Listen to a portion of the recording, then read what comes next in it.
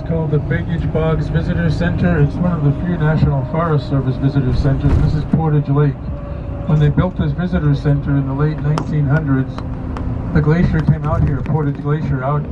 You can see out the window of the visitor center to see the glacier. Now the glacier is so far receded, it's back behind that little cove on the right.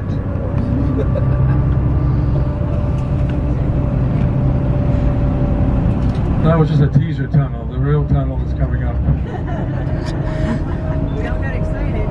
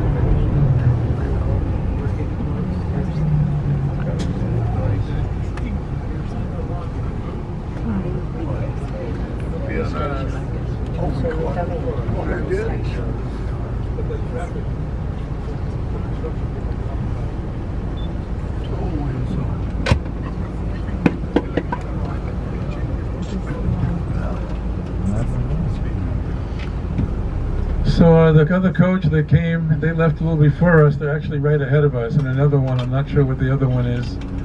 We'll see. It's a ship day with Princess, so that could be a good thing that the tunnel is open maybe a little bit longer. It's actually not. It's just barely a quarter till now, so we'll see. The good news is the boat's not going to leave without either coach here. So.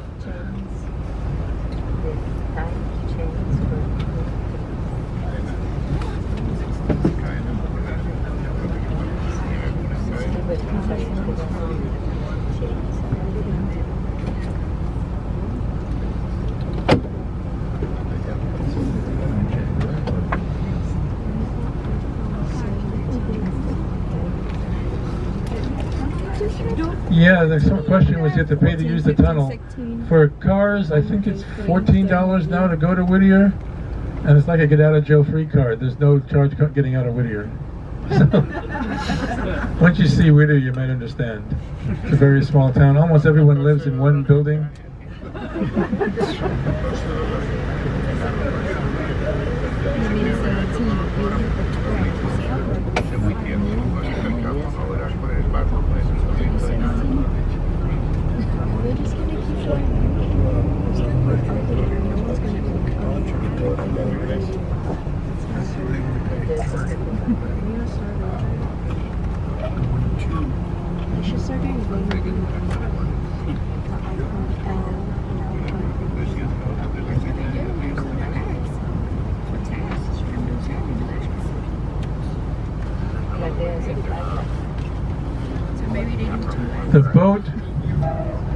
The boat will have restrooms on it.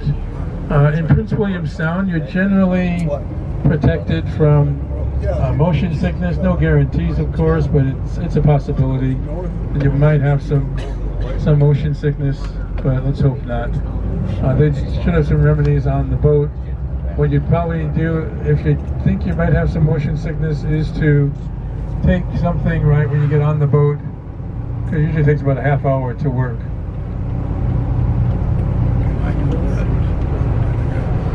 Okay, so it looks like we will be here for about 40 minutes. So I'm going to get on the phone and talk to the boat company, make sure they know, which is actually fine. The boat departure time was scheduled for 2:30. It'll be 2:45. We'll be the first ones on into the tunnel at 2:30. and so we're only maybe 15 minutes behind schedule when that happens. Marmot. 40. It's a tough one. Dolly Varden is a type of fish. 41. Also fish, a rockfish. 42. Dragonfly. 43. It's a hard one. A great horned owl. That's one of the best sightings I had of an owl, was a great horned owl and two babies in Denali National Park. 44. Arctic tern. That's a bird. It has the largest migratory route of any bird. It goes to Antarctica for the winter. 8 to 10,000 miles each way. 45. Grizzly bear. 46. That's a tough one. It's a mew gull, M-E-W. We don't just use the generic word for seagulls. We have different types of gulls, and mew gull is the most common we see around. 47. Magpie. 48. That's a wood frog.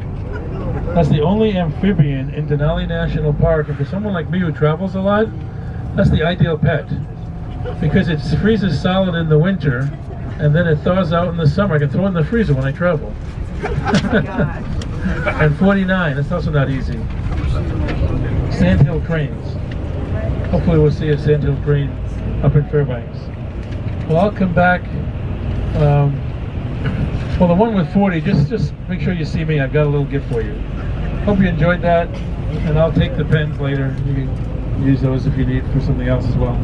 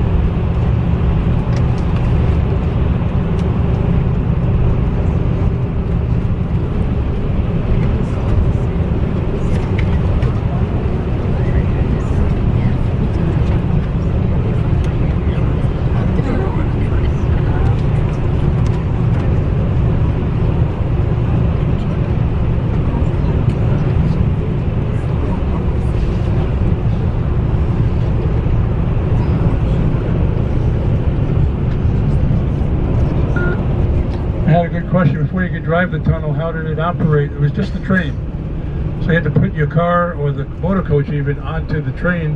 I pointed out that red roof building, that gift shop train depot. Right past there was a place to go up a little ramp, put the coach onto a flatbed truck, and they would truck the vehicles into the tunnel and to Whittier and the same way back.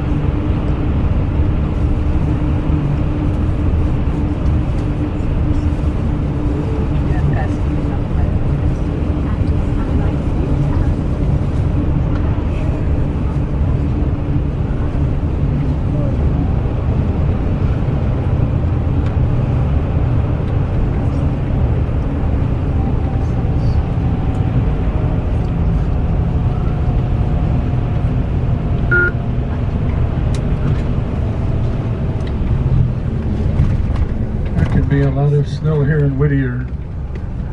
Where we're going to go tomorrow over Thompson Pass. That's one of the snowiest, probably the snowiest area in Alaska, but a lot of snow here in Whittier on this side of that tunnel. So you'll see Whittier is not a real big town. So I'd say even now begin checking around your seats. Make sure you take everything out of the overheads.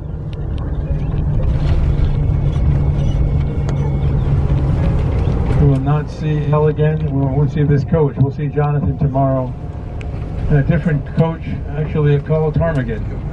You can look across the aisleways and see all those lockers underneath all the seats, denoting how many are in there, what size they are. Although by size, that is just children's and adult. So, and all the children's size life jackets, they are downstairs underneath the seats in the center row forward of the stairs. Apart from knowing where they are, you do need to know how to put them on. So your crew is stationed around the boat. You can look around. They're ready to show you how to put these on. Pretty simple. Just unclip that buckle from the ring and let the strap fall down. And spread it all apart. Place it over your head and then wrap the strap back around your back under your arms. And reclip it into that same ring and then pull on the loose end of the strap to tighten it up about your waist. Now these life jackets, they're designed to keep you afloat and up in the water, of course, but by no means warm or dry. So if there ever was an incident where leaving the boat is safer than staying on it, we would deploy our 3 inflatable life rafts. Those are the big white canisters up on the back of the boat. When deployed, they hold 50 persons apiece, which is more than enough room for everybody today. A couple other things for safety. As you're moving about the boat, we do just ask that you watch your step and use some caution, so we'll always have a hand free in case you do need to steady yourself. Watch where you're placing your feet as well. There are raised thresholds through all the doorways, as well as cleats on the bow. So be careful. Moving around is the number one thing. So please also move slowly. Please don't run. Just keep a walking pace. Also, please don't climb up the rails or over the side or up on top of the seats. Now, if you need to use the bathroom or the head, the bathrooms are located downstairs, outside, all the way to the back of the boat. There are 3 of them back there, and they are very sensitive marine heads, so we do just ask that only toilet paper and no other paper products are flushed down those. We have hot coffee, hot tea, cold lemonade, water free of charge in the galley. Help yourself down there. The kitchen right by the door you enter on. We also sell some things like hot chocolate, chips, candy bars, sodas, and whatnot, snack items. But more importantly, we are going to serve you all dinner today. And that dinner, by default, will be a chicken breast on a bed of rice with Alfredo sauce, some steamed vegetables, and a dinner roll. And we'll go into more detail about that meal when we are near the time to be serving it, just after the glacier, most likely. You are welcome all around the boat today. By no means are you glued down to your seats, so please use all the outer decks to your advantage for viewing or just walking around, whatever you want to do. Make yourselves at home. To get outside the doorways, they do say emergency exit, but you can use those all day long. You don't have to wait for an emergency to happen to go outside. Lastly, most importantly, we are operated as a non-smoking vessel, so we do appreciate no smoking of any type of substance or form anywhere, anytime on the boat today. And that does include e-cigarettes and vapes. We really appreciate your cooperation with that. Thank you for your attention, and I'm going to turn it over to your captain.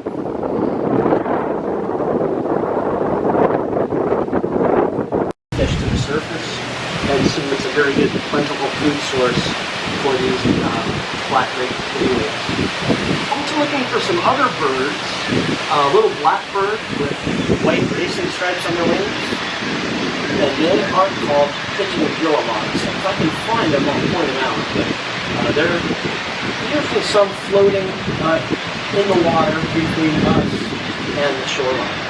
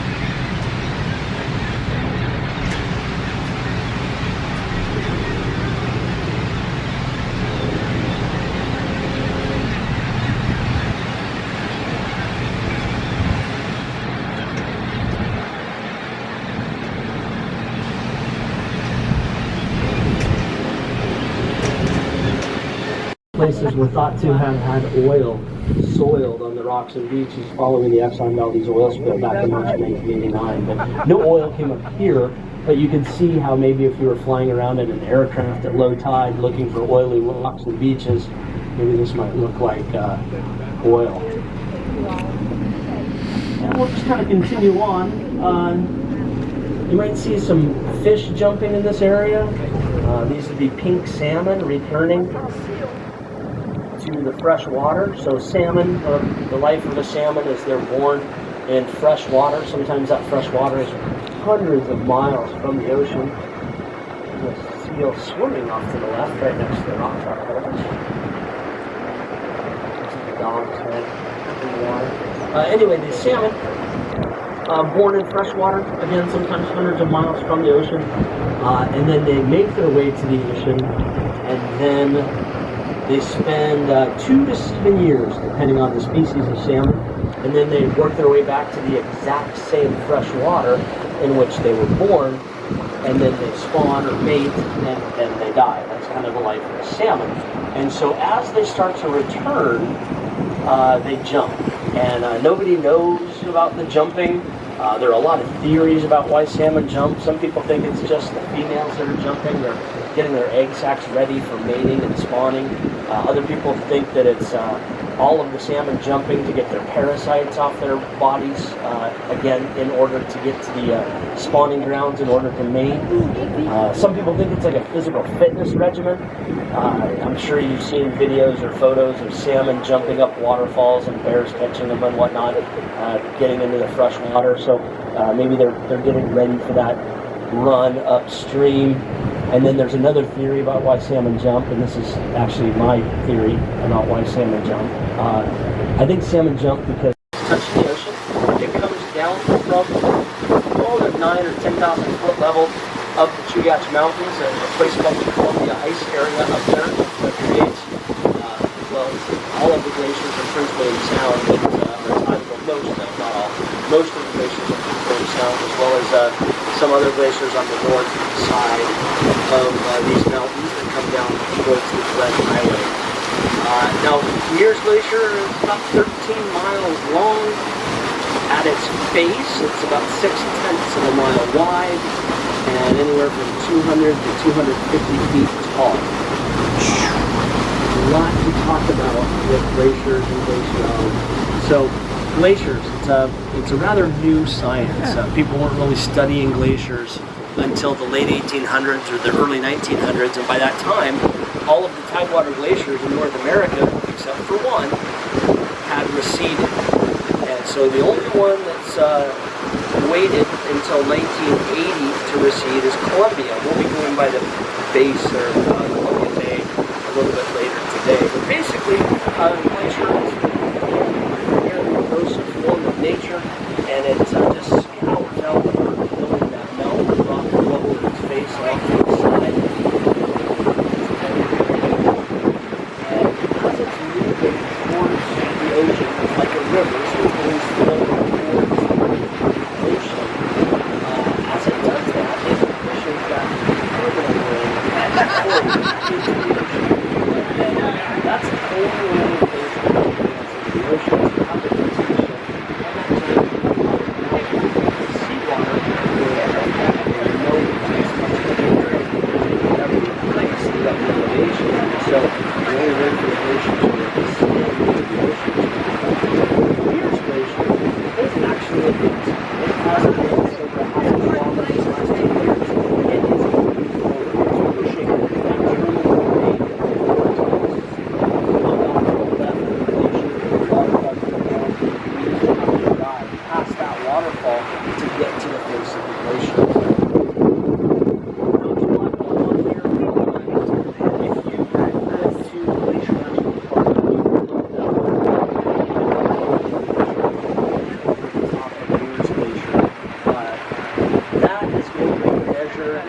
centimeters a year, very, very slow.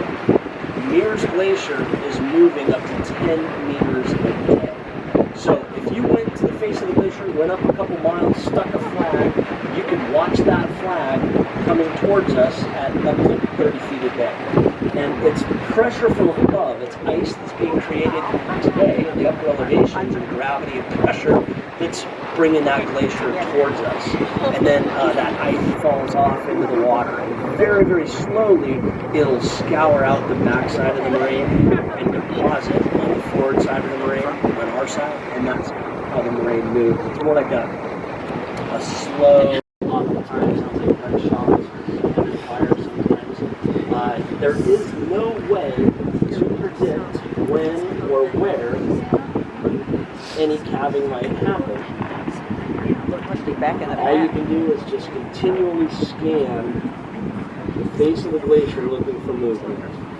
And there's nothing I can do to make it happen. I can't honk the horn. It just scares animals. For animals, as we depart this area, we should be able to find some harbor seals up here in the ice. But we're going to sit here. I'll turn the engines off and we'll sit for 20 minutes or so, maybe a little bit more if the glacier starts becoming active. But again, there's nothing I can do to make it happen, and there's nothing I can do to predict it. You just have to keep watching. There's a harbor seal swimming right off the bow.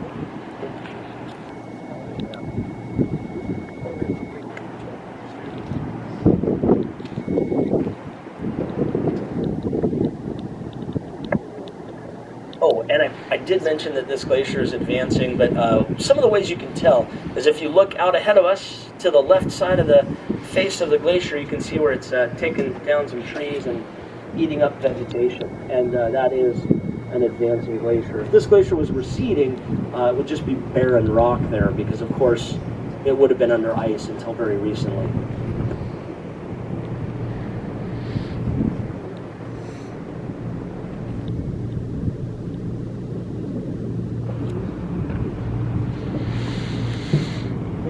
Photos of themselves under the glacier. Is going to go off any second, so you folks on the top deck especially be ready, because you're going to notice.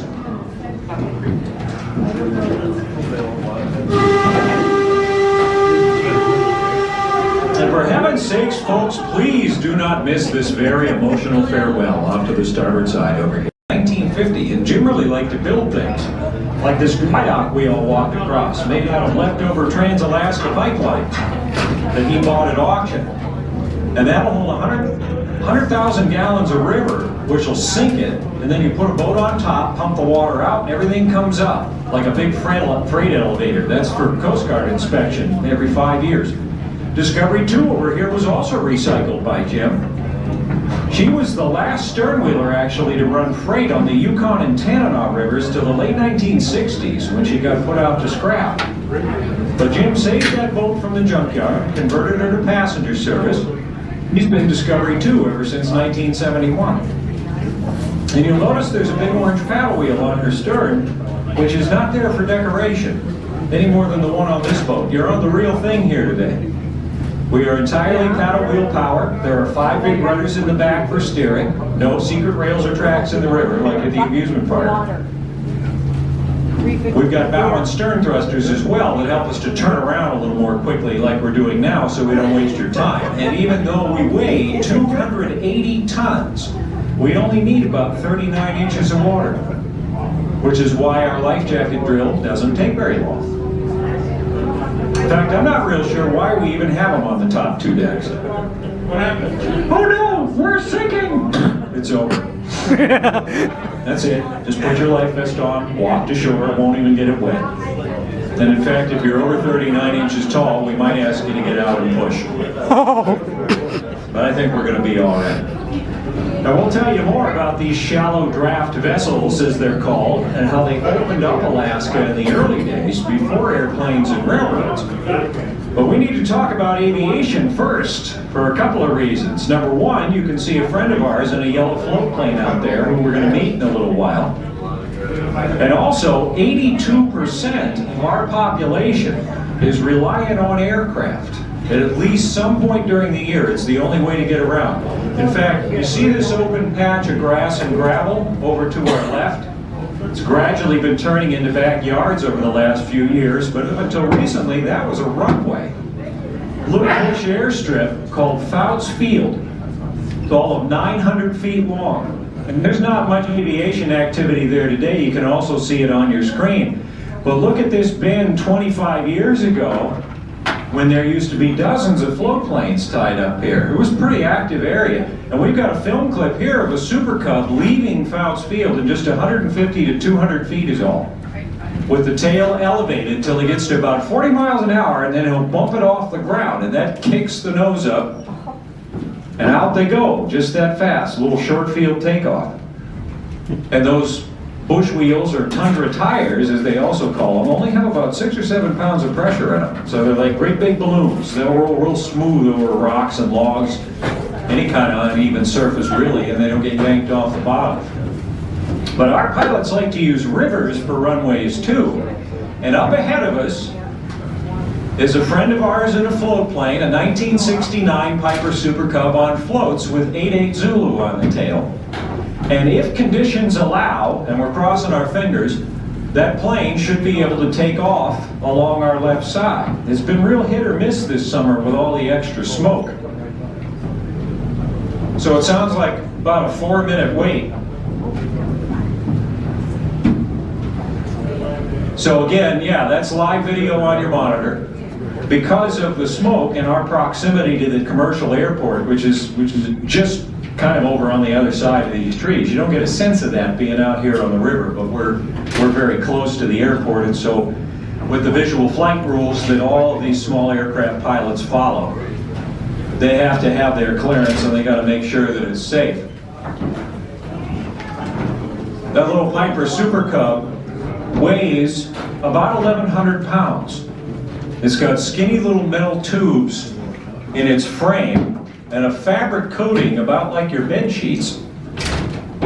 In fact, we had a news story not long ago where a couple of people had gone for a fly-in fishing trip or hunting, I don't remember exactly what it was, but after they landed and while they were away from the plane, must have been fishing because there was bait in it, and a bear got a whiff of that and tore the plane all up. He did, just shredded the back end trying to get at whatever was inside. Well, it obviously wasn't flyable in that condition. It's not like they could afford to bring a whole crew out to fix it, so they ordered in 3 cases of duct tape and literally wrapped the whole thing, the whole back end of it in duct tape, and that made it possible for them to fly it back. Looks like our takeoff is starting over here off to the left with that 150 horse Lycoming engine. Gradually getting the floats on step till it's time to rotate, and then ease right up off that nice calm water. And up on into the air. That was easy enough. And if it happened too fast for you, don't worry, we're going to see them again. Because the plane's going to take a lap and then set back down out there in front of us. And I want to emphasize again, these bush pilots are not just part of our past up here, they're very critical in the present too. Because little villages get surrounded by snow and ice in the winter, and the only way in or out is a little plane like that one on skis. And I'll give you a perfect example. A friend of ours that used to live out behind Fouts Field, every news channel when it happens in a jumbo jet, which is practically a luxury berthing suite compared to this little 2-seater here. Now, the plane 88 Zulu is doing a slip turn ahead of us here, which is not a stunt. That's a technique these pilots need to know, the slip, in order to get down out of the sky quickly if they're going to land on a tiny lake surrounded by tall trees. Because you can't always make a nice gradual descent. Sometimes you got to corkscrew it right in there. Then ease on back down to the river, and when the plane flares at the end, the pilot actually can't see the water. So this last bit is just done by feel. Put the floats down, and there you go. Another well-executed lap around the boat by 88 Zulu.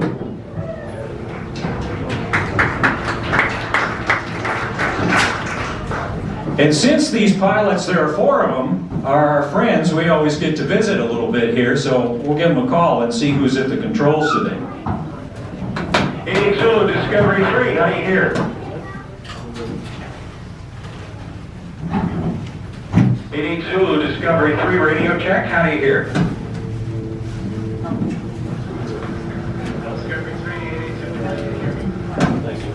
Having a little little trouble picking you up there.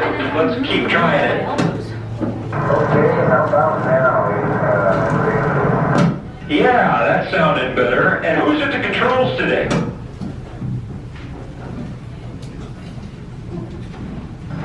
Discovery 3 Seth with L4882 here. Outstanding, Seth. Well, good. And we're able to hear you a lot better here now. That's great. Now, these smoky conditions have provided some interesting challenges, it seems like. Does it make it tougher to come and go as you like? It sure does, yeah. The airport rules call it instrument plate rules, or IFR traffic, but here in Alaska we call that I follow rivers, which is what we're doing today, the Cheer River.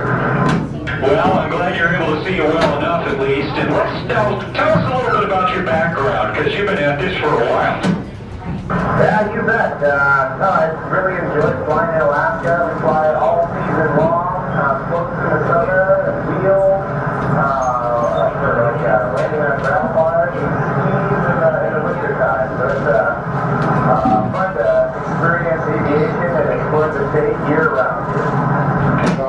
Well, and you know, the Super Cub that you're in is very well suited for all those types of flying, and in fact, it's by far the most popular bush aircraft, even though there are some newer alternatives. Why is it that you guys that fly in the bush especially like this one so much? These older aircraft, I mean, that's, they were built in the late 30s, 40s, 50s. I think they built the last one in the 70s there. They're just great for flying slow, landing short, taking off quite fast, and really good for access into the Alaska bush. But you said now an interesting thing about these, that they're 30s and 40s technology. We were talking before about the tubes in the frame, the fabric skin, the cables and pulleys. So is it tough to maintain an aircraft of this vintage and keep it going on a regular basis? It sure is. It's different than like the vintage cars or things that you might just fix up once and put in your garage and bring out for car show. These things are actually working airplanes.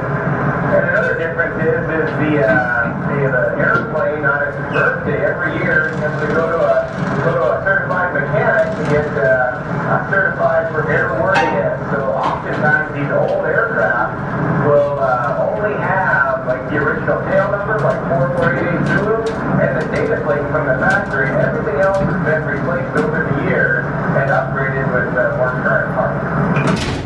Well, this one looks great. You guys are obviously taking real good care of it, and again, I'm glad you were able to get through. Now, are they going to let you take off for us one more time, or do you need to hold? I've got a request in to get off the Cheetah River here. Let's see what they say. Thanks for spending some time with us here on the river. We'll taxi back down here downriver and take off towards the bow. That's all right. All right, sounds good to us. Captain Ken will be watching, and thank you again for the visit. Seth, D3's clear today. Good airport, folks. Safe travel on the river. All right. So, we will wait and see if we're able to get one more look here. Mentioned that the plane weighs about 1,100 pounds, but can carry almost double that. I mean, with double its weight, 700 to 1,000 pounds of cargo and passengers. Has a range of about 4 hours at 80 to 90 miles an hour, unless they have an expansion tank for extra fuel, which actually this one does. You can see underneath. And the stories that the pilots have told us over the years of the relationship that they develop with the people that they serve, they're some of our favorite in Alaska's history. There was a pilot long ago that was a contemporary of Don Sheldon, who's one of our most famous bush pilots up here. He was a bit of a daredevil. But this other guy would tell the story of, on his route, he knew there was a family that lived up on a hill, and it was real hard for them to walk, or however they were getting around, to get all the way down to where the airplanes would come and go. And he knew that the two little girls in that family really liked ice cream. So every time he would fly the route, he'd take ice cream in the plane, and when he got over their house, he'd drop it out with a great big red ribbon attached to it. So they'd be able to follow. And of course, with no noise pollution back then, you could hear any time that a plane was coming. So the girls knew that it was time to go out and watch for those ribbons. And then, of course, there was the other bush pilot that always had to bring the dentist into the village, and all the kids would run away when that happened. So here we go, once more. Looks like the clearance was given, and we will watch 88 Zulu take off to our left, just in case you didn't quite get the picture or video you wanted.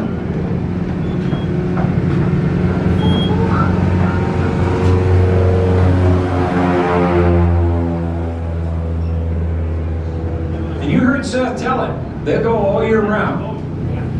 So right about October, the wheels and floats start to come off, and they'll put skis on these planes so they can land on frozen rivers and lakes and glaciers.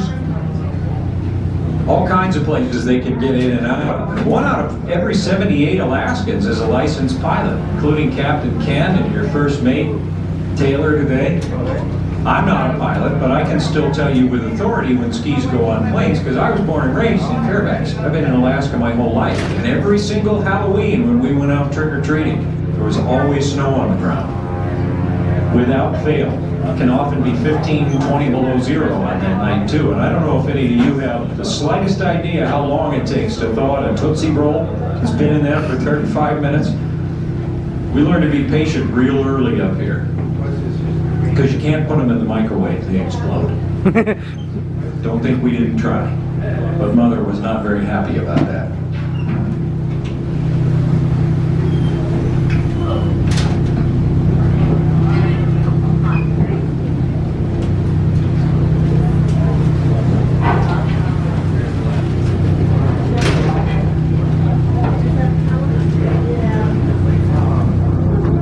Now, coming up ahead of us on the right here is a very special bit of Binkley family history.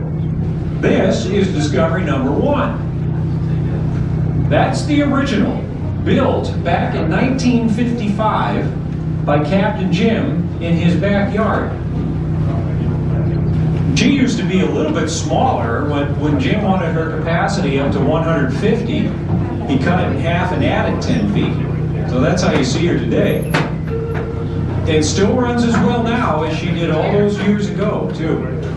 Much like Seth described with the Super Cubs, there have been a lot of parts that have been replaced over the years. But everybody's like, ooh, is he famous? No, just a guy with a sign. American by birth, Alaskan by choice. So saith the retired attorney from Wisconsin. But one of our favorite Alaskans by choice came up here from Massachusetts in 1975. Her name was Susan Butcher. Look just downstream of this pretty modern home to the right. You see the white box on stilts with some little dog houses beside. That's what's left of John Verbeek's old yard. Used to cover the whole lot. John was called the Flying Dutchman, very fast sprint musher, and Susan apprenticed with him for a little while, and then bought some of John's dogs to start her kennel. John Verbeek laughed all the way to the bank with Susan's money. Because you know how those guys were back then. Oh yeah, a little girl's gonna win a dog race. That's the dumbest thing on earth. Well, Susan won the Iditarod 4 times, didn't she? One of the most dominant mushers in the history of the race. And the ladies couldn't print the t-shirts fast enough either when that started to happen with those big old letters said Alaska, where men are men and women win the Iditarod. You look them up, you don't believe me. We're going to learn a lot more about that remarkable musher when we go right by her home, Trailbreaker Kennels. That's out here on the Chena River. We'll see it before too much longer. Nobody believed in was in the lead of that team. And we're going to learn more about the life and legacy of Susan Butcher right now at Trailbreaker Kennels. You take a look over to the left, and by the way, we aren't just going to float by either. We're going to stay here and turn the boat into a big grandstand for you, so I can introduce you to Susan Butcher's husband, the co-founder of this facility, veteran at the Iditarod, winner of the 1988 Yukon Quest, David Monson over there. Wow, thank you. I don't know if I deserve that, but thank you very much. And welcome to Trailbreaker Kennel. And it's a wonderful afternoon for us to be on the banks of the Chena River. I think, honestly, we're one of the luckiest kennels in the state because We've got this wonderful waterway that in the wintertime freezes and becomes a super highway for thousands of miles without ever crossing a road or running into a fence. But it's also great in the summertime because that's when the puppies are born, and anytime you get a chance to play with puppies every day is a great day. Well, they get more courageous every day. I mean, look at them going over the logs already and having fun out here. But this bonding process now is really the key to the success that Susan and Granite had. You know that. You were right in the mix there, helping to make it happen. So how early in the life of a little dog like these does this bonding actually start? Well, you know, what we like to do with these guys, and I think it's the best way to do it, it's pleasurable and fun, is the day they're born, what we'll do is we'll pick up each puppy and hold them in our hands. And even though their eyes aren't open for the first 10 days of their life, they have a highly developed sense of smell, and they can associate a feeling of comfort and security with us when we hold them. And so that by the time they're old enough, their eyes are open and they can run around a little bit. They already know us, they trust us, and they want to follow us on adventures, which gives us the perfect opportunity to help them develop their self-confidence, which we do by challenging them to overcome obstacles. Now today, for example, what we're trying to do is encourage them to make it across the log. Well, when you're little bitty guys like this, that's kind of a tough deal, and so that's a littlest one. It's kind of a tough deal, so if they can't make it, well, then we help them across. But they grow quickly, and then comes the day when they do make it, and they get lots of praise on the other side, and they learn something from that. And what they're learning is that we're not asking them to do anything impossible, and also that we'll always be there to help them if the going gets tough, and that pays big dividends when we're on the trail together with them later on in life. Well, a couple of them have figured out it's maybe easier to go around the log than over, which is... They're the smart ones. I don't know if that's going to serve you well on the team or not. I guess we'll just have to see. But now, you know better than anybody that it's going to be no time at all before they just vault right over these logs and they'll run down to the river and explore the bushes and just completely run out of challenges in this yard well before they're big enough to put into harness. So how are you going to bridge that gap between what's down here and what's behind you?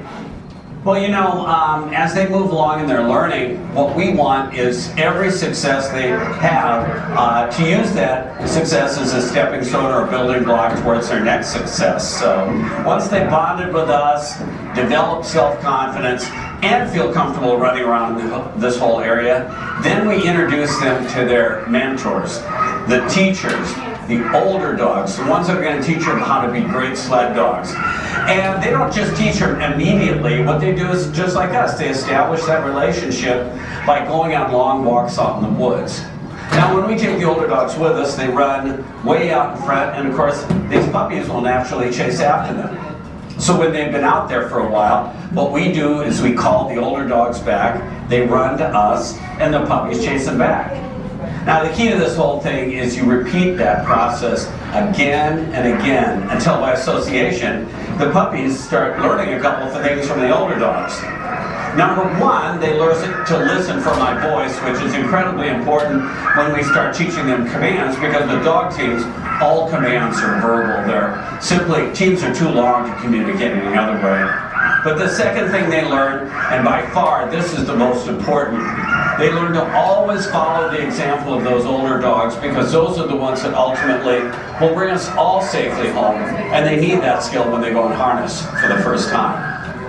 Well, obviously that's a very exciting day for you when you get to put them on the line and really see what they can do. But how do you know when that moment is really right for them to quit just running around as you described and actually hitch up and join a team? Or is it as simple as their age, or is it their weight, or what are you looking for?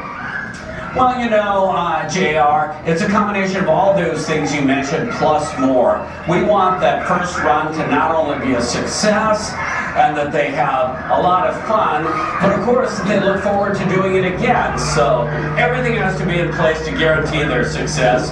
Number one, they have to be big enough, strong enough, and fast enough. And you can see those little guys aren't ready for that yet. Usually that happens about 6 or 7 months of age.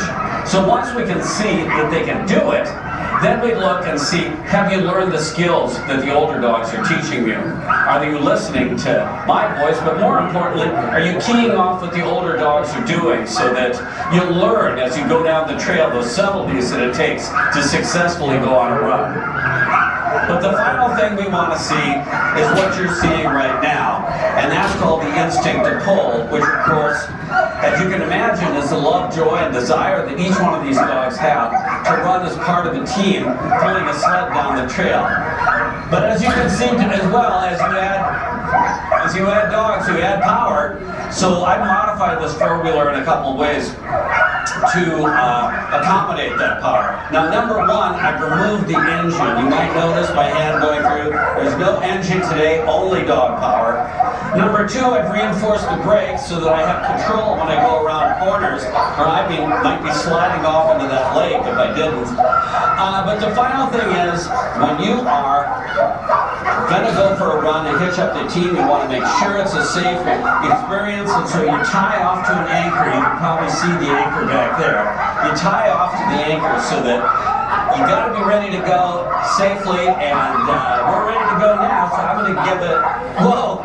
Yeah. All right, I guess they're eager to get on with it here, so David is now gone. But keep looking to the left, in between those two cabins and behind the dog pen, because he's going to do a big U-turn. Come from our right to our left, and use the video monitors too, if that's easier for you. As the lead dogs set the pace out there they are. The rest of the team falls in behind. And all the dogs back here, of course, are freaking out. Take me, I want to go!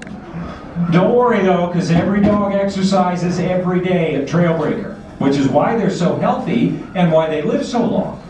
Granite lived to be 17 and a half, ran over 41,000 miles in his career.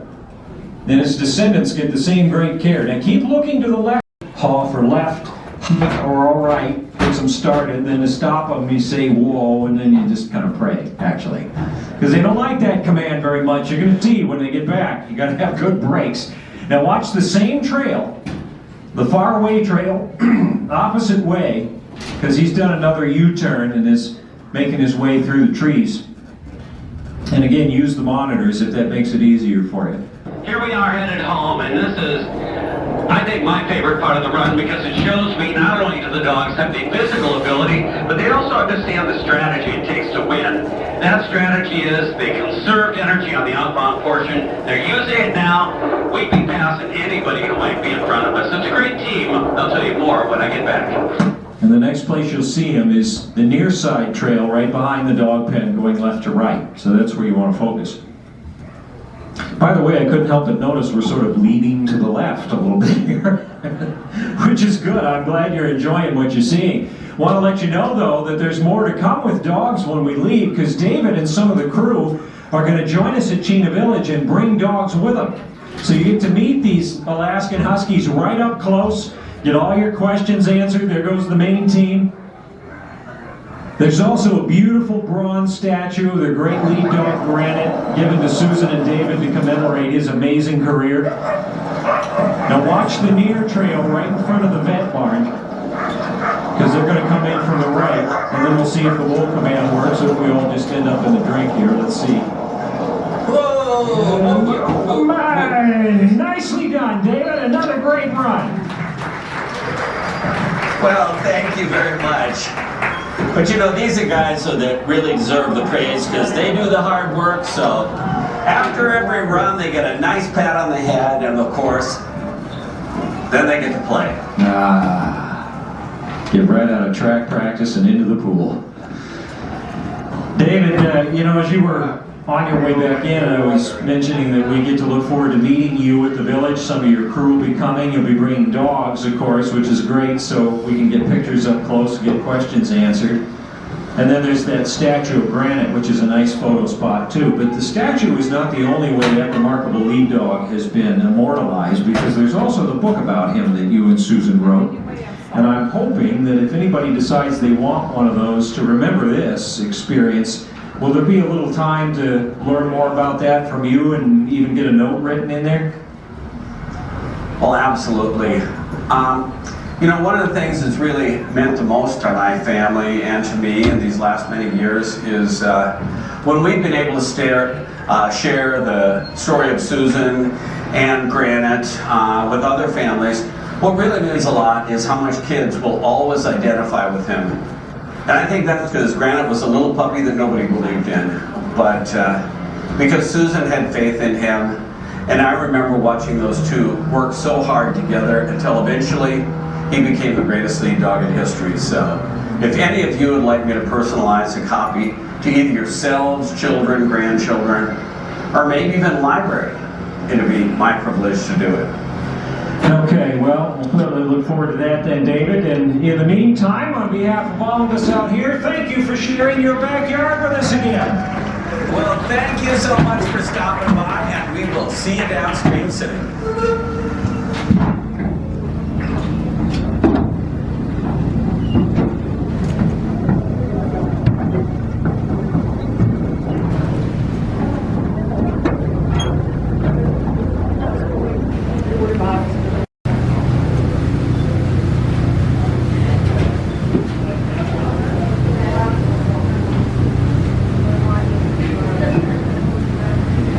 Right now, though, we really get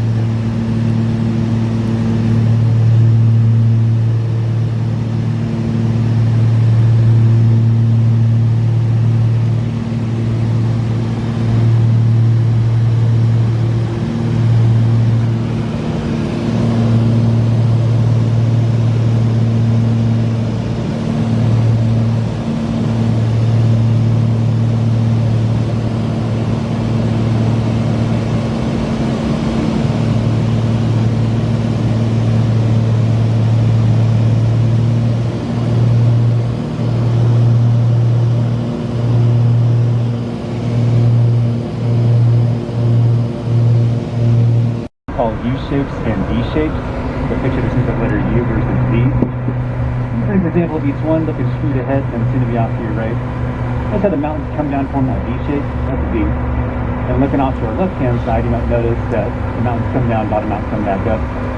And right where the river is, how it's really flat, that's what we call a U shape. These are different because they're formed differently. Anytime you do see something in the shape of a V shape, like off to your right, that is formed by moving liquid water, which are rivers. So rivers to your right. And then anything in the shape of a U shape, like off to your left, is formed by moving frozen water, which are glaciers. You get glaciers left and rivers right. But if you look to your right-hand side, you might notice that there's almost an exact spot. It stops being a U shape and then starts being a V shape. And what that tells you is that that right there is exactly where a glacier came at its max. All the way to that point right there, stopped, and then it receded, and that carved out this entire valley. And so if you take that spot where it stops being a U shape, starts being a V shape, take it all the way back to the mountains, this right here.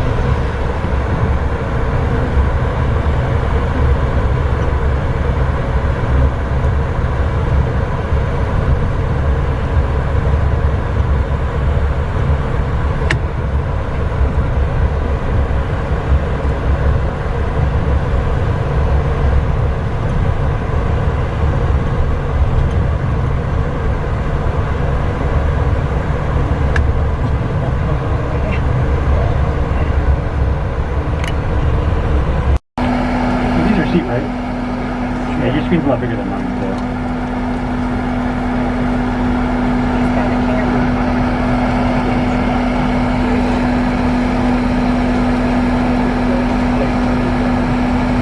I mean, these are really, really, really far out.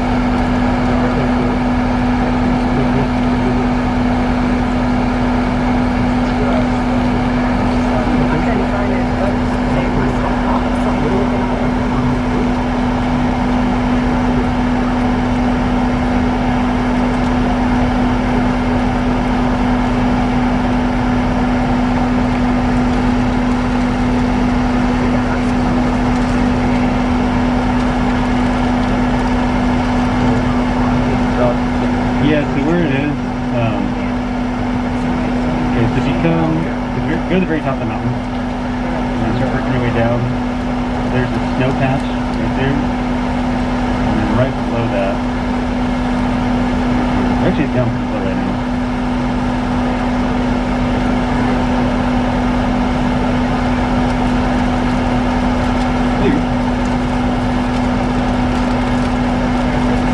Yeah, so there's another spot up ahead that maybe we can actually see.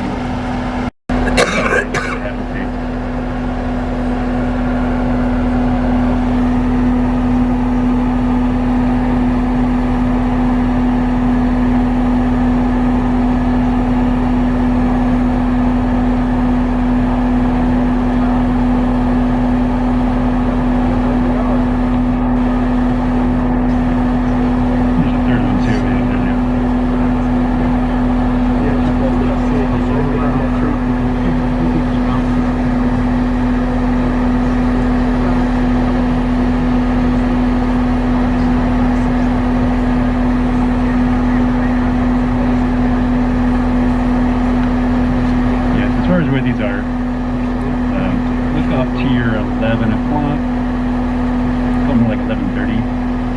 Here's the very top of this mountain right here. Come all the way down to the right, and there's a little kind of a green patch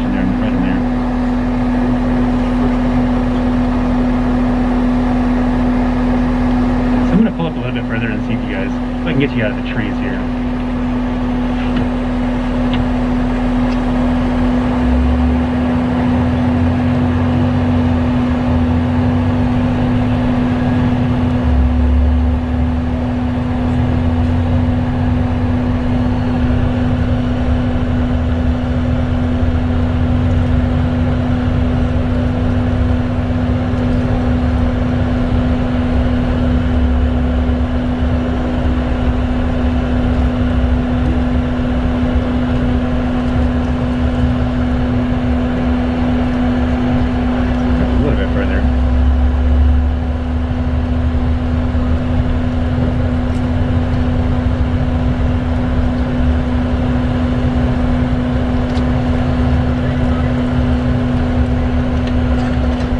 Pardon me, what's that? I'd say they're a little bit smaller, probably. Yeah, a little smaller. Yeah, here we go, cool. Yeah, so at about your 11 o'clock, this should get everybody out to take a look. Yeah, so 11 o'clock is forward and to our left-hand side. And if you're looking up there, you kind of see a green patch up there, and there's 3 or 4 sheep up there. You guys hear what I'm talking about? Yeah. And also, off to your right-hand side is a really good spot to be looking for sheep too. So if you see anything over here, let me know. I haven't seen any because that's like I said, my blind side.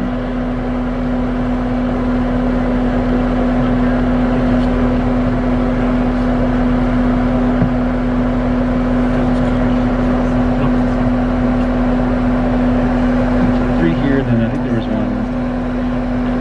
or 2 over here maybe.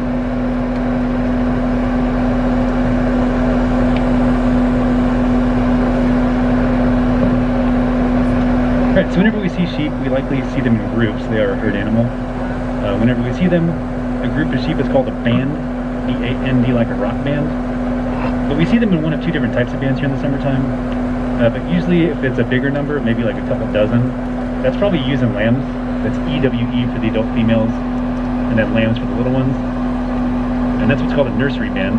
And then if we see a smaller group of maybe like half a dozen to a dozen or so, that's what's called a bachelor band, which are adult males, which are rams.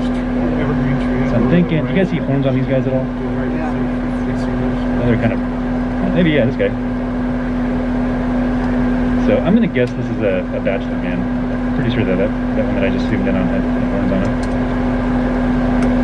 Yeah, the females have horns too, but they're a lot shorter, straighter, and then kind of sharper. They don't curl.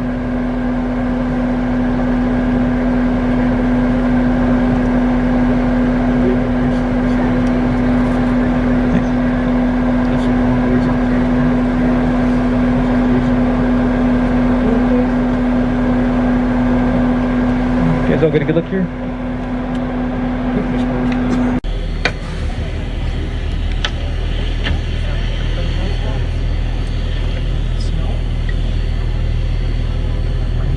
I see something. So this is a little bit above eye level. Oh yeah, totally. Oh, there is something there. I see it. Ooh! Yeah, there you go. I see him up there too. How about that? Yeah, I see him by the lake. By the lake. His eyes on the road. Walking toward it. By that lake area. Okay, I'm gonna turn this thing off. We're gonna hang out for at least 5 or 10 minutes here.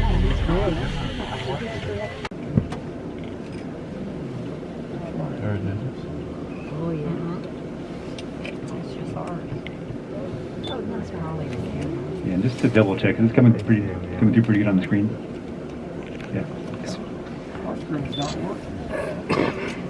push the button. Looks like squirrels. Like how he's like kind of jumping around.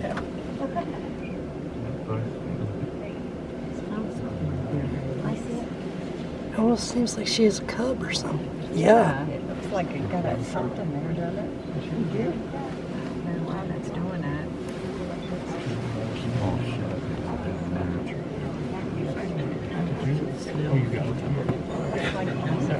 Everybody else is looking really good.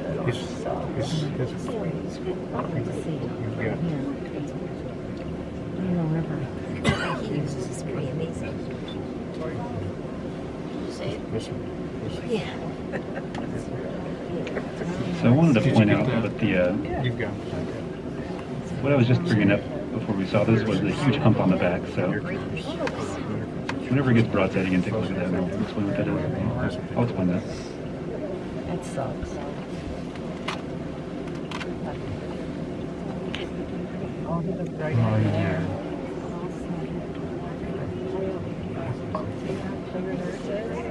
Yes, yes.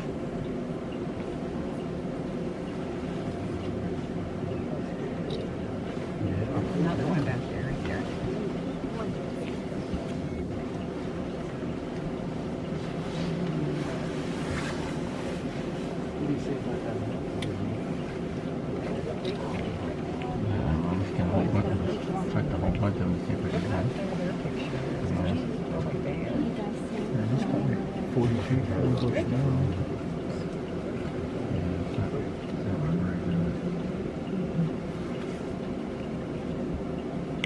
That window at all, Carly?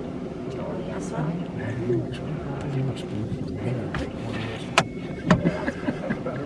Leave your camera up there. That was clear. Maybe a little bit clearer spot because your camera's really good. Where'd he go? He's still there. His head's kind of bent down. I saw 3 of them already. I didn't get a picture. Why is our monitor so bad?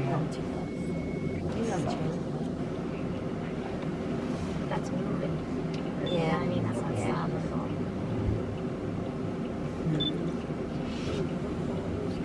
He's coming this way. Yeah. This way. This way. Protector relief on the bottom. I did not think we'd see bear.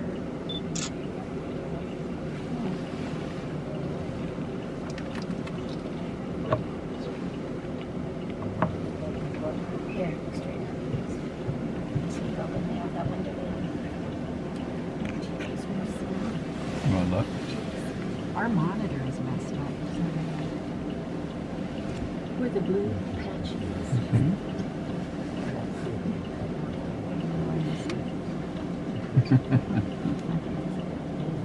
To the right. He's just hanging out. Just keeps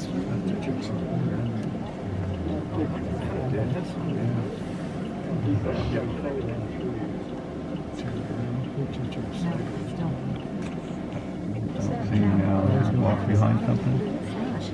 There'll be another one to keep going. Stay walk behind. And down. There it is.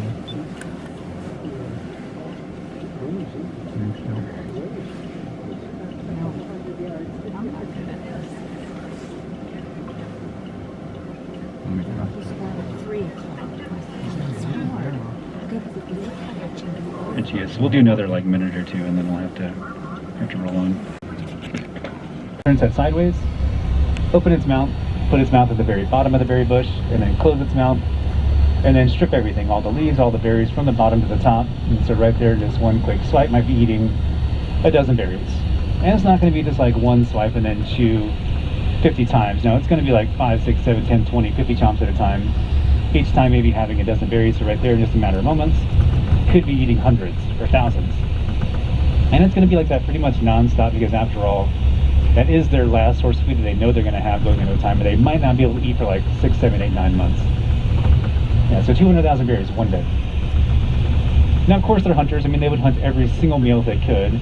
And the only thing about that is, for one, there really isn't much to hunt, and 2, they can compete with all the larger things. So what that means is that they have to go for the smaller things like the moose calves, caribou calves, Dall sheep, lamb, but then also the much smaller things like the squirrels, the bulls, the mice. You know, they're really little guys. In fact, if you were to get all those things together, squirrels, wolves, mice, put them all together, well, the mass of all those small things put together is going to equal more than 4 times the mass of all the grizzly bears put together. So really, there's food here to sometimes come from some places that you might not be thinking about. I mean, they're not going to chase down a full-grown moose every single day.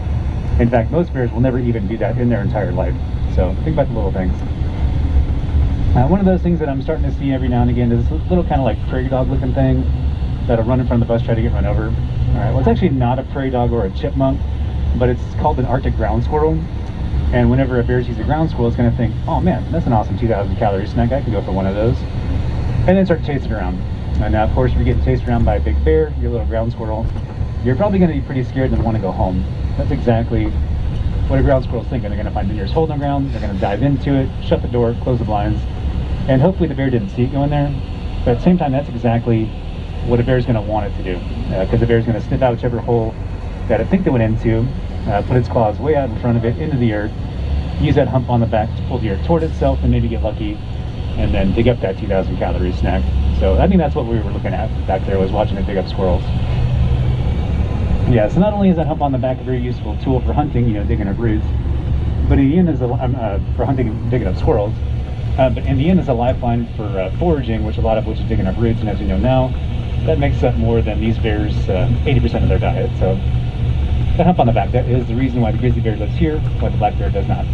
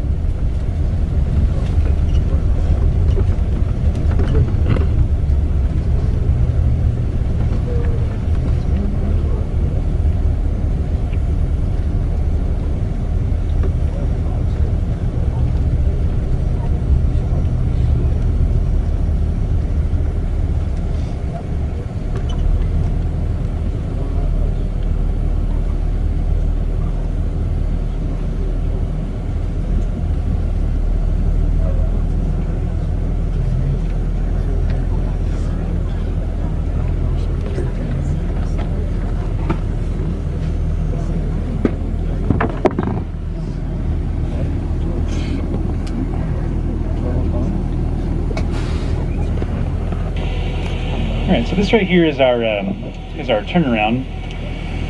And where we are right now is the East Fork Cabin site.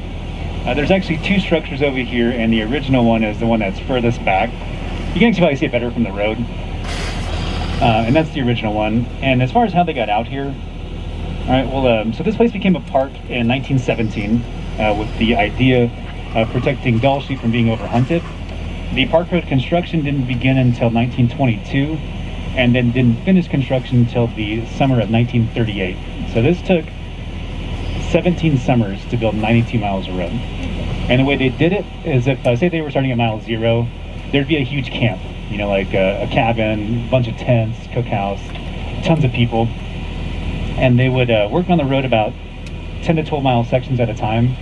And so we've actually passed a couple of these cabins. We passed the Savage Cabin first, Sanctuary Cabin, Igloo Cabin, and now we're here at East Fork. And whenever they would finish a certain section of the road, they would move the entire camp, all the tents, all the people. And so there was a camp right here, also for the park road construction. And at one point there also was a coal mine right behind us. It's actually called Coal Creek down below us. And every time that they would move a camp, they would leave a structure behind with the thought of doing patrols in the future, studies. And arguably the most historic study that was done anywhere in the park was done right here by two brothers named Adolf and Olaus Murie. That's M-U-R-I-E for the last name. And they pretty much wrote the book on wildlife. You know, one question that I get all the time is about tracking animals. Like people ask, like, do we collar stuff or chip stuff or GPS or whatever? And yeah, you know, there's a couple of different ways that we. Oh, yeah, there it is. Pretty far out there.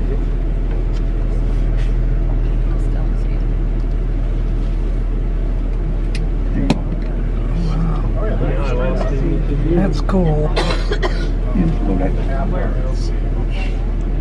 Good find it.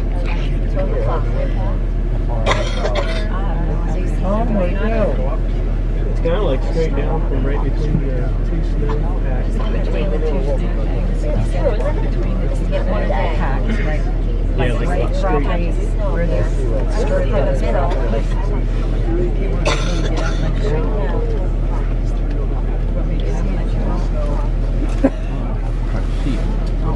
There's like two hills in these One's in really low. like this side of the second one. It's kind of in a little ravine. So see 3 patches of snow. Middle one, down. Just walking.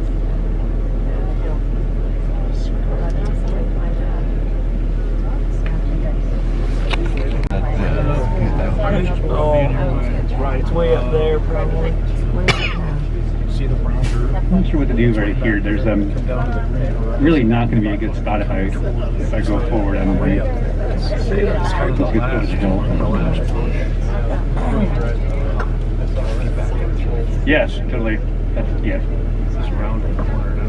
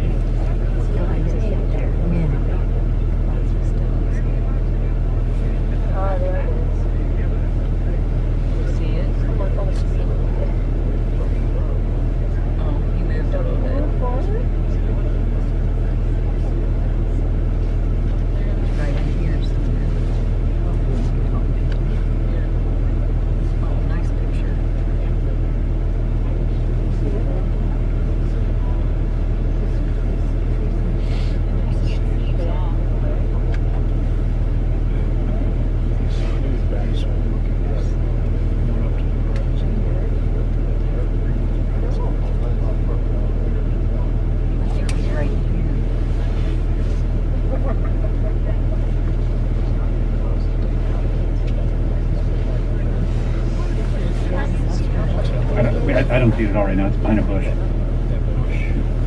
It's toward the top.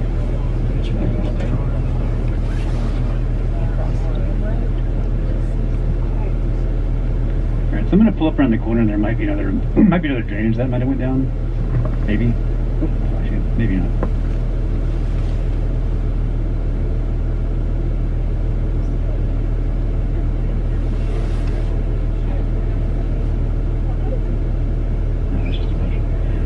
Yeah, I'll pull around. If you see anything, let me know, okay? Figure it out. That's awesome. Oh my God. But I did. I looked your box on. You know. 4 out of 5 of us. My kids and my All right, folks.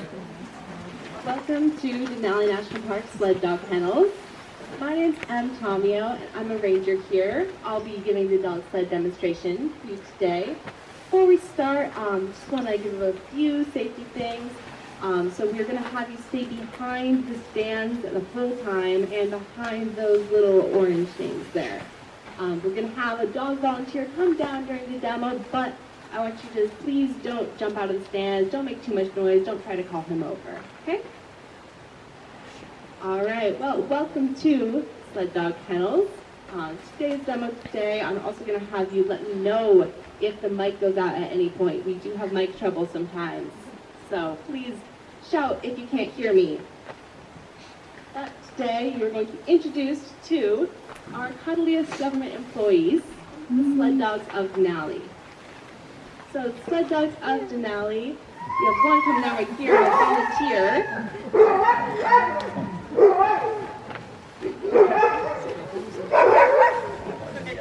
Cupcake on your house. Cupcake on your house, buddy. All right, I made it. So this is Cupcake, and Cupcake is one of our best sled dogs here in the kennels. He is an Alaskan Husky, just like all the other dogs that we have here. So Alaskan Huskies are pretty special because they are the best dogs that we can possibly have to run in the sled dog kennels. Cupcake has a few things that make him very special for our kennels, and we look for that in our dogs. So Cupcake has that very thick fur coat, and that keeps him warm on winter runs out in the park. He also has large paws, and that is going to help him when he's going through the snow. His long legs as well are going to help in that snowy environment, because breaking trail out in the park is pretty hard to do, especially when you're a dog. You can't break trail quite the same way as a plow can. You also see he's got this big fluffy tail here, and that fluffy tail is going to help him out and keep him warm as well. In the winter, when we're out in cabins in the middle of the park, and the dogs are sleeping outside of the cabins, they curl up in the snow and cover their faces with that fluffy tail, because the one part of them that does not have fur and is going to get cold is their nose. Alright, it's getting kind of wet here, but Cupcake's fine because he's got all that fur to keep him warm. Keeping warm out in the park is very important as you're patrolling there. So originally, the park was using sled dogs to patrol for poachers. 100 years ago, our first park superintendent, Harry Karstens, bought 7 sled dogs from a kennel in Indiana. He brought them down here to be the first employees of Denali National Park's sled dog kennels, and there they worked helping him patrol the park for poachers. Back then, poaching was a real problem in Denali. Our dog sheep populations were especially targeted by poachers at the time, but today that's a bit less of a problem. We still do use the dogs for working purposes though. Can anybody guess what we use the dogs for? Patrol. Rescue. What else do we have? Transportation. Yeah, so patrol, rescue, and transportation are all uses that we use the dogs for, but they are not just rangers who patrol. They are also rangers and who are doing science. They're building in the park, and they're helping out our research divisions. So they travel each winter far into the park, about 80 miles to Kantishna usually. In Kantishna, they help scientists set up equipment out there that can only be carried into the wilderness by dog teams. They also help our builders in the park. If any of you have walked the Cooley Station Trail onto Super Lake Trail and seen our suspension bridge, that bridge was built by our sled dogs. They hauled out every single piece of equipment used to build that bridge, all by dog sled in the dead of winter. That's because a lot of our park is what's called designated wilderness. In designated wilderness, you cannot bring any motorized vehicle. But luckily, dogs don't have motors. Our sled dogs have these features that make them perfect for the job, and they were first recruited for the job by our dog mushers in the park. I'm going to go have all of you guess, what do you think makes a good musher? And do you think you could be one? Really loud voice. Team Bert. I'm doing a video. Oh, you got a video going? That's a good idea.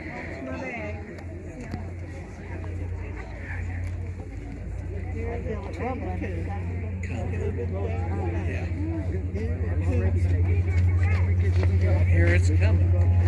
Pat, it'll be here before you turn around.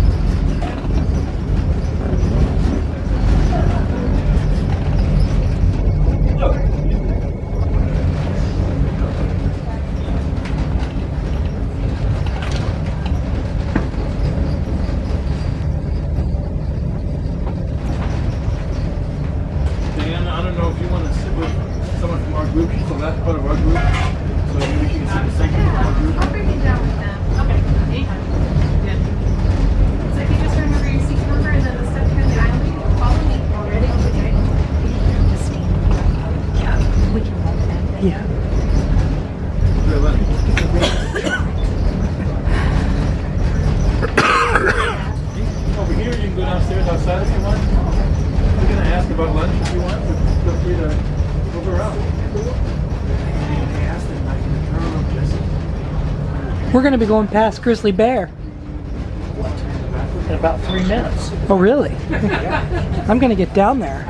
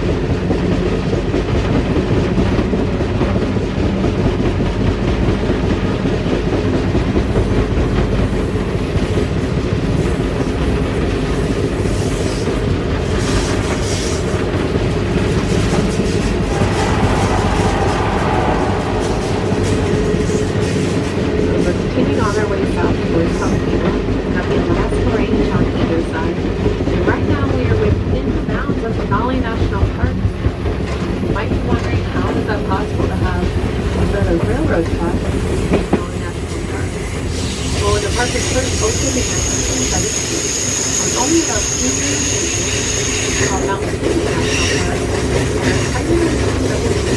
Park. However, in the National Park, now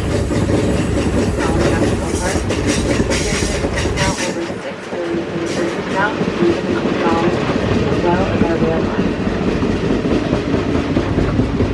So we'll be moving around for a little bit longer. I'll let you want to say. Do you want to just turn in the curve?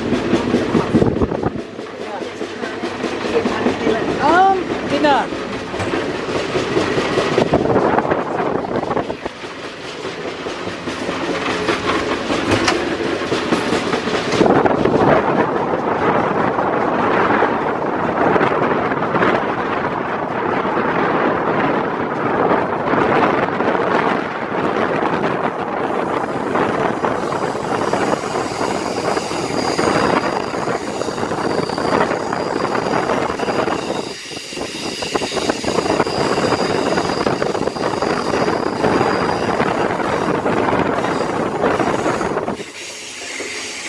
Where's the grizzly bear? Where? They see one? No, there where we stayed. Oh, yeah, I think it was coming out. Oh. And I think it's on this side.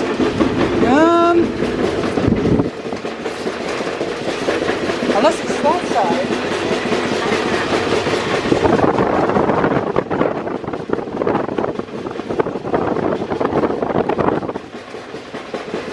They don't offer this type of viewing service on Amtrak. Really? They don't have a spot like this. Come out. We could all sell them after your dad. Because they're all one of these stars. Yes. I need to get Sheldon out here.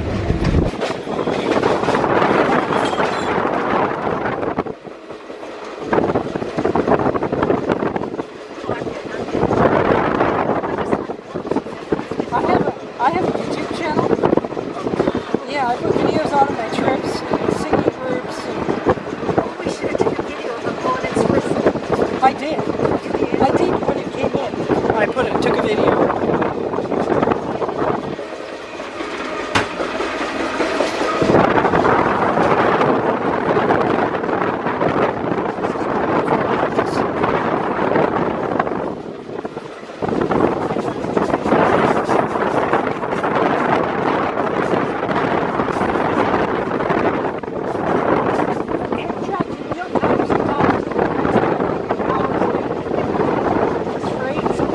Sometimes they have a breakdown. That.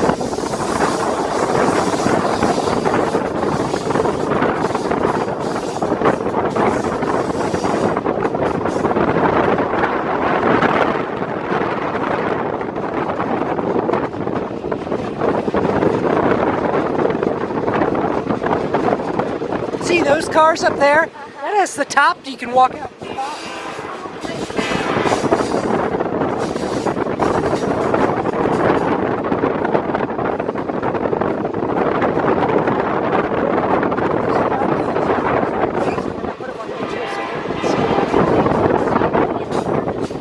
Not quite.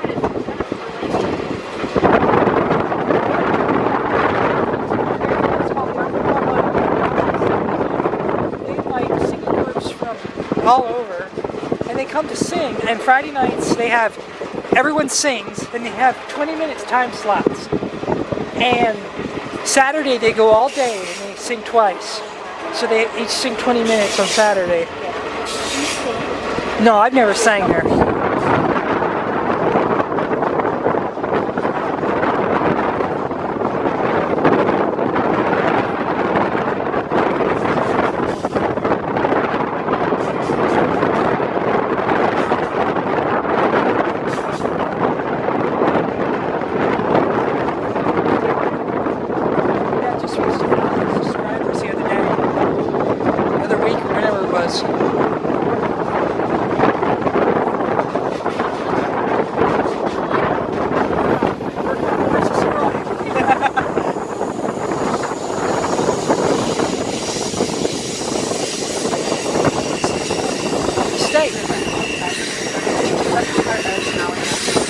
Ah, here it is, Grizzly Bear!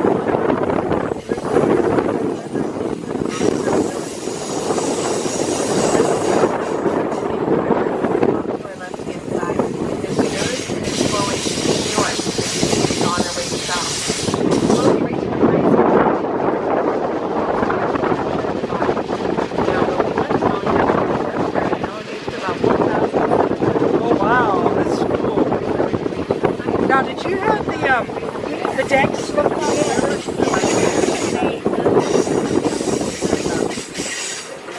So we operate on a 5% grade on the railroad here. So for every 100 feet, we need a baseline or straight line with 5%.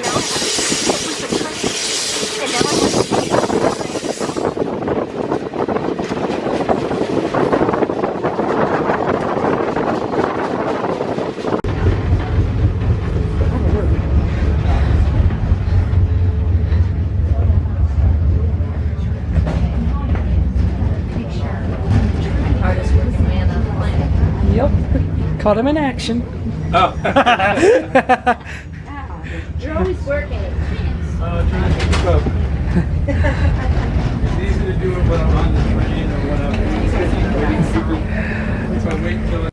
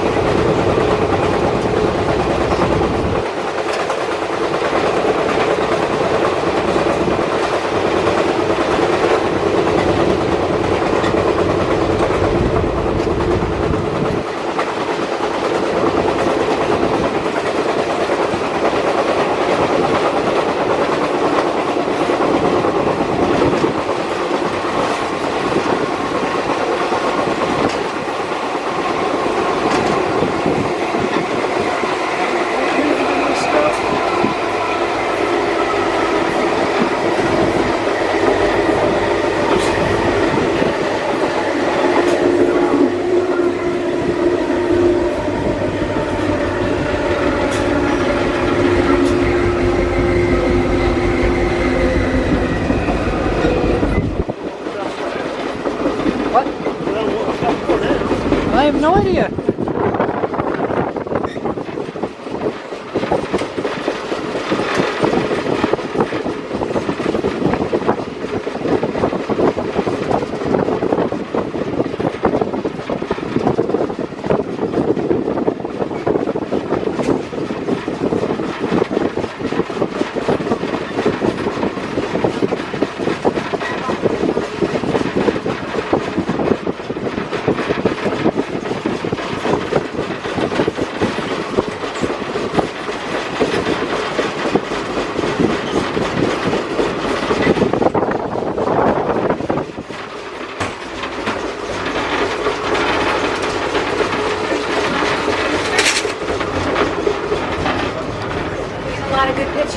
I was doing some, I'm doing some videotaping.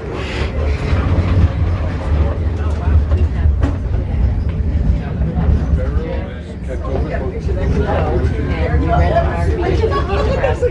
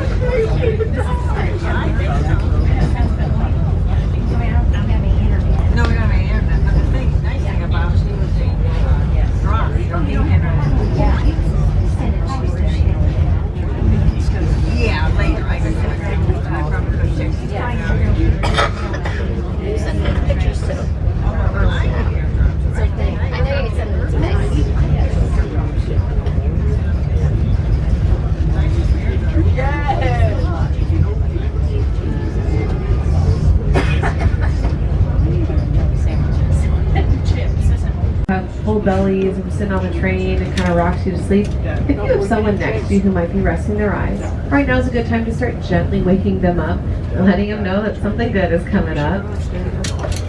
Now, like I mentioned before, Hurricane Gulch, largest bridge on the line, spans over 900 feet across the gulch. We're going to be nearly 300 feet up, or to give you a better idea, if the Statue of Liberty was standing right next to us, we'd be at her torch level.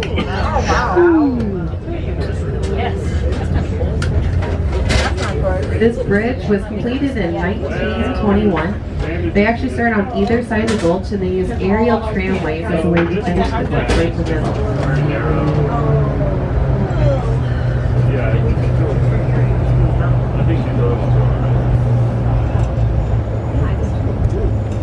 The bridge, it's going to be on both sides, so it's a bridge across the gulch. We're going to have a nice view of Talkeetna Mountain Range to our left-hand side, and Hurricane Creek as it kind of winds through the gulch here. It is clear running from snow melt and rainwater. To our right-hand side, we'll get a view of the Alaska Range, and Hurricane Creek as it winds underneath and meets the Chulitna River, which is glacially fed, so it's going to be that gray-brown color from the glacial silt. Now for my daredevils on board. You're really going to like the left-hand side, because when you're looking down, you're looking straight into the gulch. There's no passing bridge here on the left-hand side. And for my friends who don't like heights, this is a really great time to admire our carpet. Check out the menu. I'm sure the bathrooms are not occupied.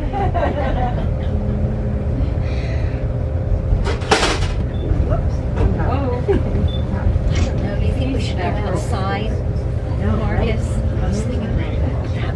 Let's go outside. Marcus, come on. Also eat cow parsnip in the spring when they're first waking up after hibernation to get their digestive system going. There, I think it was there. Some of the trees that we're seeing, we've got aspen trees. We also have some Basan poplar through here. Those are those deciduous green ones.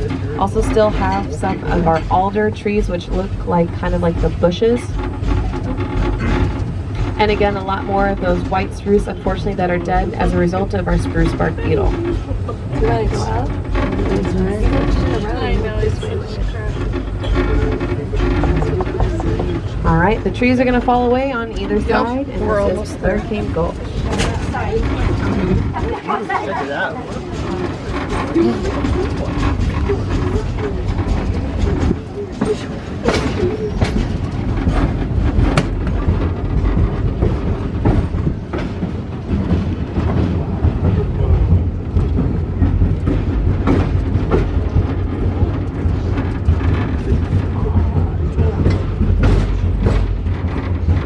Able to see just a little bit of Eldridge Glacier. It's going to be on the right hand side, a little bit over your shoulder. In the Alaska Range is that snow and ice pack.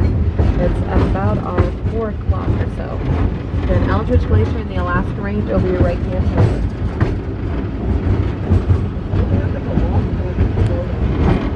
Yikes. This is kind of crazy. Sorry. Don't do that. Put my camera back in my...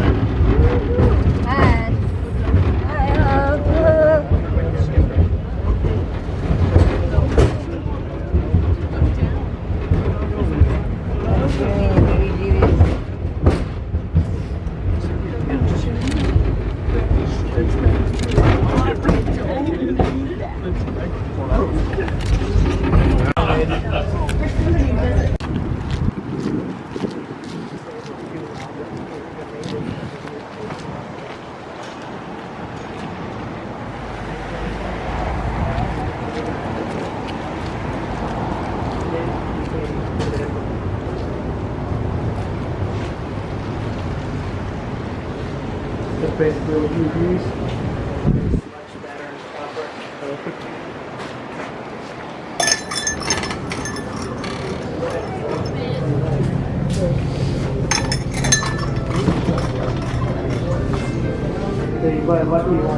Oh, he wants to look at the knives right now. Where that is. Oops, sorry. No, go ahead. No, facility where they make stuff to fill orders from. They're on Facebook, yeah. How to get